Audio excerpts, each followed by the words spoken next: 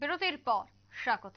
সোনামুড়া মণ্ডল যুব মোর্চার উদ্যোগে পশ্চিম আসনের বিজেপি মনোনীত প্রার্থী বিপ্লব কুমার দেবের সমর্থনে বিপ্লব কুমার দেবকে জয়ী করার লক্ষ্যে মেলাঘরে এক বাইসাইকেল র্যালির আয়োজন করা হয়।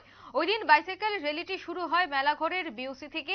বাইসাইকেল র্যালিটি মেলাঘর বাজার পরিক্রমা করে মেলাঘর ইন্দিরানগর এসপি স্কুল সংলগ্ন এলাকা ঘুরে এসে মেলাঘর ভারতীয় জনতা পার্টির অফিসের সামনে সমাপ্ত হয়।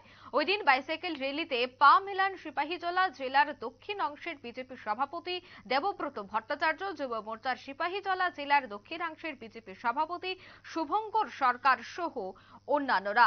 বাইসাইকেল র্যালি শেষে এক সাক্ষাৎকারে সিপাহীজলা জেলার যুব মোর্চার নেতৃত্বরা কি বলছেন শোনাবো।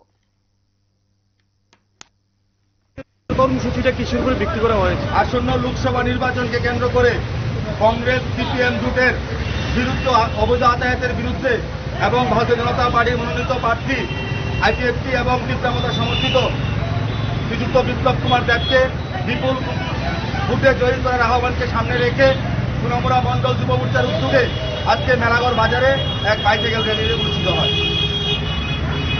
কি বার্তা থাকবে বাইসাইকেল র্যালি? এই বার্তাতে আমরা যুব ভোটারদের, যারা যুব ভোটার আছে নিউ ভোটার আছে, সবার কাছে দেশকে এগিয়ে নিয়ে যাওয়ার স্বার্থে দেশ যার হাতে সুরক্ষিত, মোদীজির হাতে দেশ সুরক্ষিত, এই বার্তাকে ছড়িয়ে দেওয়ার লক্ষ্যে আজকে আমাদের এই বাইসাইকেল র্যালি।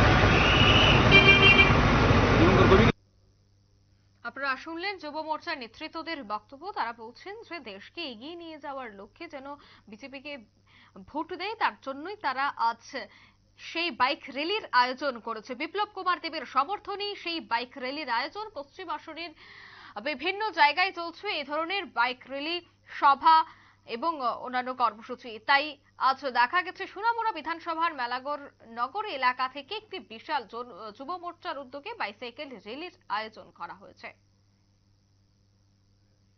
নিয়ে নিতে ছোট্ট একটি বিজ্ঞাপন বিরতি, সঙ্গে থাকুন।